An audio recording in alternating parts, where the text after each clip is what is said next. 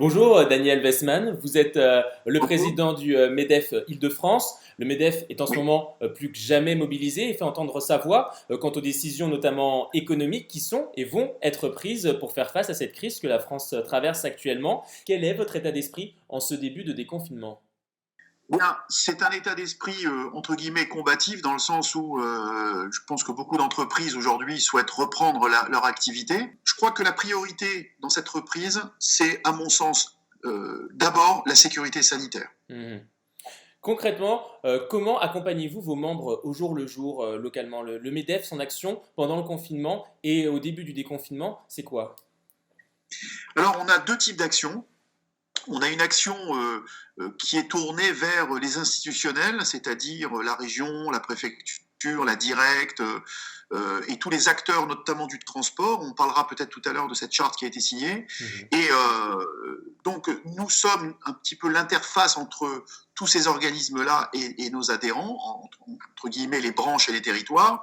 Et dans un autre sens, eh bien, on a un rôle de redescendre de l'information, de structuration, d'organisation de l'information pour aider les entrepreneurs à passer cette crise et surtout à comprendre quelle est la teneur de toutes les actions qui ont été entreprises par l'État, par la région, pour aider les entreprises à passer cette crise.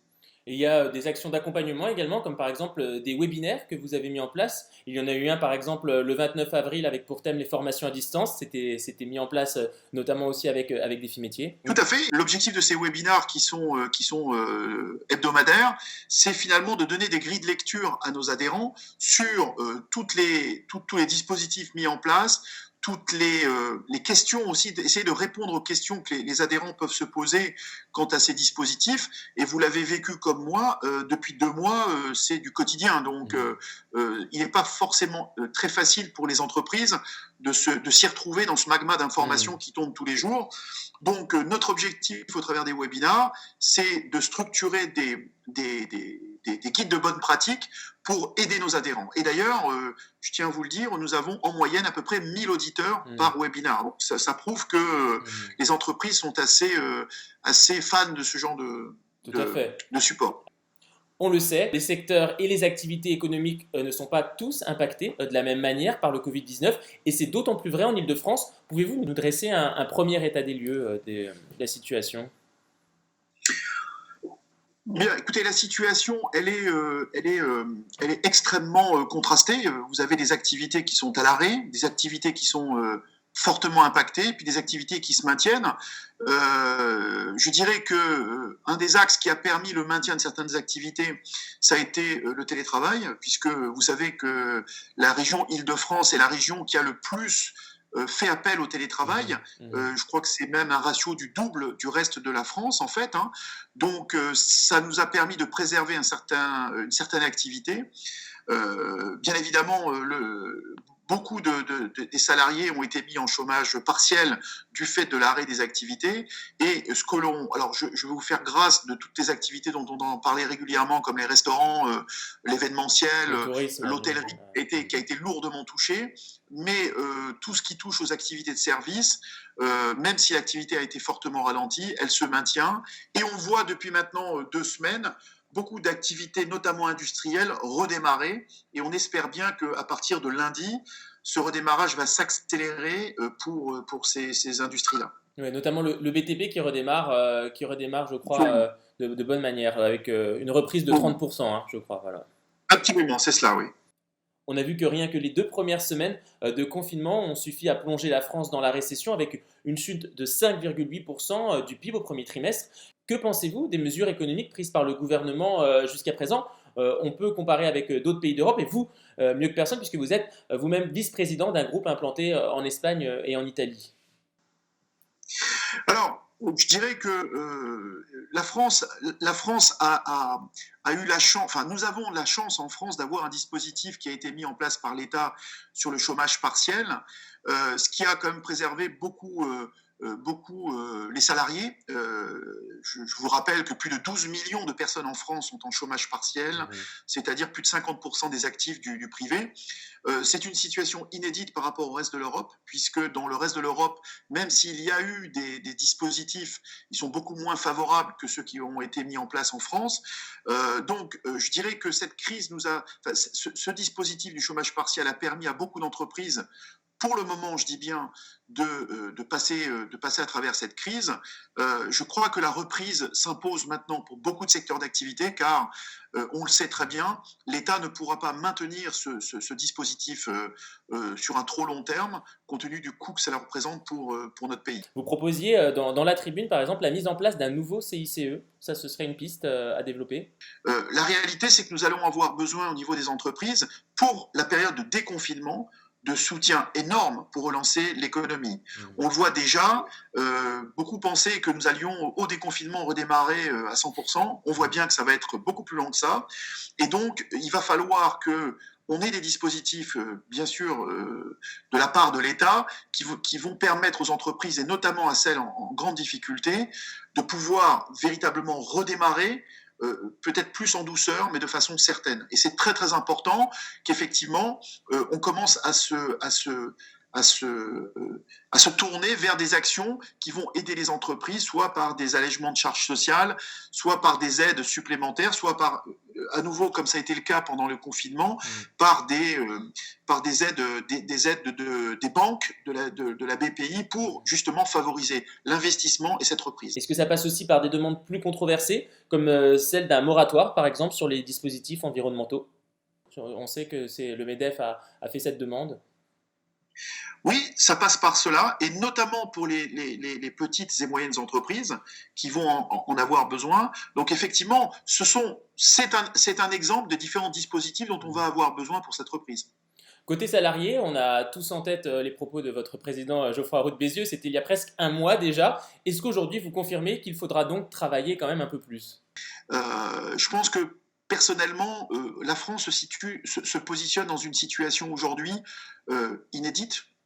Voilà, on sait aujourd'hui que la moitié de l'humanité est confinée, que l'économie s'est arrêtée comme jamais elle ne s'est arrêtée dans l'histoire, et qu'il va falloir relancer la machine. Cette relance va devoir passer par, je dirais, l'investissement de tous, aussi bien l'État que les entrepreneurs, que les salariés.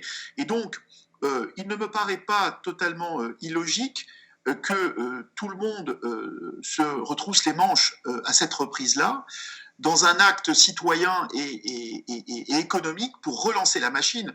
En aucun cas, et les propos de Geoffroy a posteriori étaient très très clairs, à aucun moment le MEDEF a souhaité changer le droit du travail, a souhaité inscrire dans le dur ce type d'action, mais plutôt sur un délai extrêmement court, mais qui permette à notre pays de redémarrer.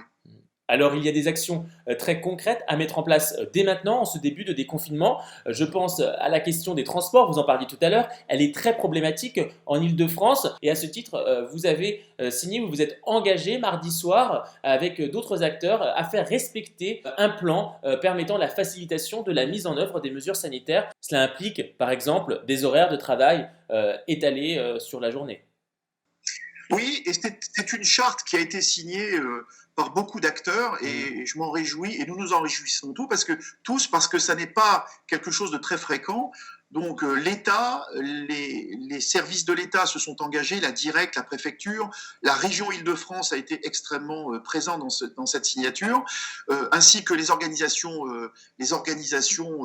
patronales comme syndicales salariés, mais aussi la Chambre de commerce, les acteurs du transport aussi. Donc on s'est finalement concerté, parce que l'objectif, et vous le savez, l'Île-de-France a un statut particulier, c'est que 70%, près de 70% des salariés en Île-de-France prennent les transports en commun. Donc la clé de la reprise passe par les transports. Et donc, le transport ne va pas pouvoir démarrer à 100% dès lundi prochain. Malheureusement, on sait que la capacité de redémarrage va être de l'ordre de 20 à 30% dans un premier temps, et puis il va monter crescendo, certainement pour arriver à 100% d'ici le mois de juin. Oui, la RATP Donc, disait encore ce matin une capacité d'accueil de 10% des usagers habituels. Hein. on ne va pas pouvoir accueillir tous nos salariés. Donc, l'idée, c'est que les transports soient sécurisés. Mais pour faciliter tout cela, finalement, en quoi les entreprises sont mises à contribution? Elles sont mises à contribution à plusieurs niveaux. Le premier, c'est d'abord le lissage des horaires d'arrivée et de départ pour fluidifier le trafic dans les transports, qui va être, comme vous l'avez dit, extrêmement limité dans l'offre au départ. Deux, aussi pousser les entreprises qui ont fait appel au télétravail massivement à continuer le télétravail au moins pour les semaines à venir et faire rentrer leurs salariés de façon étalée, on va dire, dans le temps. Et puis, bien évidemment, mais ça c'est beaucoup plus propre aux entreprises, d'organiser les bureaux, les usines, les magasins, les sites d'accueil qui vont ouvrir pour garantir la sécurité sanitaire à la fois des salariés, mais aussi des visiteurs éventuels qui pourraient venir sur leur site. Donc c'est un engagement extrêmement fort des entreprises. Moi personnellement, en tant que président du MEDEF, je me réjouis aussi que tout ça se soit fait dans un dialogue social extrêmement positif et structuré avec certaines organisations syndicales, ce qui démontre quand même, et on en revient tout à l'heure à la notion de travailler plus, aussi la notion aussi de travailler plus collectif, finalement, entre tous les acteurs de l'économie française. Le mot de la fin, le mot d'ordre, ce serait quoi pour ce début de déconfinement? Le mot d'ordre, c'est d'abord autour du sanitaire. Assurons-nous que tout le monde soit en sécurité, que ce soit les salariés, les salariés dans l'ensemble, hein, quels qu'ils soient, parce que le bon déconfinement passera par une garantie sanitaire qui nous évitera de reconfiner. L'enjeu, il est là, en tous les cas, pour les 2 à 3 mois à venir. Merci beaucoup, Daniel Wessmann, président du MEDEF Île-de-France. Merci à vous. Merci.